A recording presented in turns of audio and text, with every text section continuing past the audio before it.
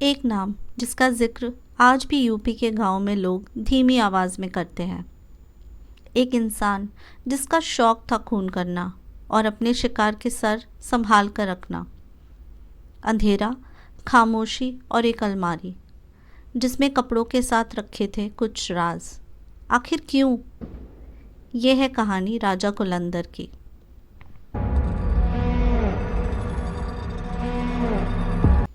ये कहानी है राजा कुलंदर की।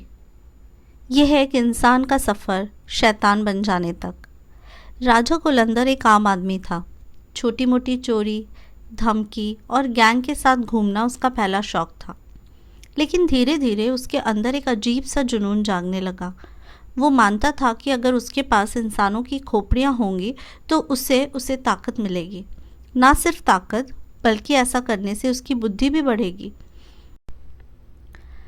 वैसे उसका असली नाम राम निरंजन कोल था, पर एक सनक ने उसे बना दिया सीरियल किलर राजा कुलंदर। साल 2000 में उत्तर प्रदेश का एक जर्नलिस्ट धीरेन्द्र सिंह अपने काम के लिए मशहूर था। सच लिखता था, सिस्टम के खिलाफ आवाज़ उठाता था। एक रात वो अपनी गाड़ी से घर लौट रहा था। उसने अपनी पत्नी से कहा कि थोड़ा लेट हो जाऊंगा। पत्नी उसका इंतज़ार करती रही, लेकिन धीरेन्द्र कभी घर लौट कर नहीं आया। अगले दिन उसकी गाड़ी मिली। अंदर खून के कुछ धब्बे थे, लेकिन धीरेन्द्र का कोई पता नहीं। पारिवारिक रंजिश के तहत धीरेन्द्र के परिवार ने शक राजा कुलंदर पर जताया। जब पुलिस ने इन्वेस्टिगेशन शुरू की तो उन्हें समझ आया ये सिर्फ एक किडनैपिंग नहीं, एक डरावना सिलसिला है, और उस सिलसिले का नाम था राजा कुलंदर। इन्वेस्टिगेशन के दौरान जब पुलिस राजा कुलंदर के घर की तलाशी ले रही थी, तभी उन्हें धीरेन्द्र का कुछ सामान और एक डायरी मिली। इस डायरी में लिखी हुई कत्लों की कहानियाँ इतनी डरावनी थी कि पुलिस भी दंग रह गई। वो छोटी छोटी बातों पर लोगों का कत्ल कर दिया करता था। राजा कुलंदर एक ऐसा कातिल था जो सिर्फ इंसानों को नहीं मारता था, उनके सर काटकर उन्हें अपने घर में ट्रॉफी की तरह सजा कर रखता था। वो लोगों को मारकर उनकी खोपड़ियों से दिमाग निकालकर उसका सूप बनाकर पी जाता था। कुछ दिनों बाद पुलिस ने एक खौफनाक सच सामने रखा। धीरेन्द्र को मारकर उसका सर अलग कर दिया गया था। और ये तो बस शुरुआत थी। क्या गलती थी धीरेन्द्र की?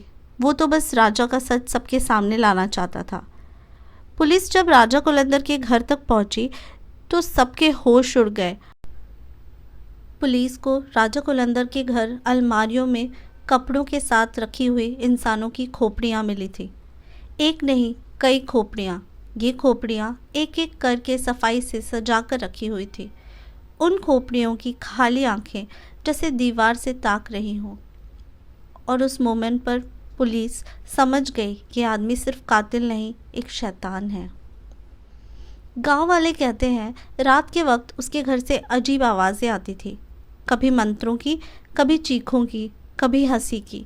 और जब कोई उससे पूछता, वो कहता ये मेरा देवता है, मुझे ताकत देता है। लोग डर के मारे चुप हो जाते, क्योंकि राजा कुलंदर के खिलाफ बोलना मतलब मौत को बुलाना। उसके खिलाफ केस चलाना आसान नहीं था। गवाह डरकर लौट जाते। लेकिन 20 साल की लंबी लड़ाई के बाद 2024 में कोर्ट ने उसे उम्र कैद की सज़ा सुनाई।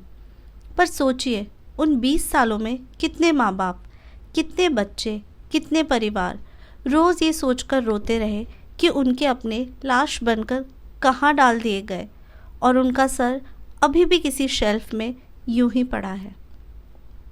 ज़रा आंखें बंद कीजिए और सोचिए, आपके घर का एक मेंबर कल रात खाना खाने बाहर गया था, वो लौटा ही नहीं, और एक दिन पता चला कि उसका सर किसी अलमारी में रखा हुआ है। आप समझ सकते हो उस परिवार ने क्या झेला होगा।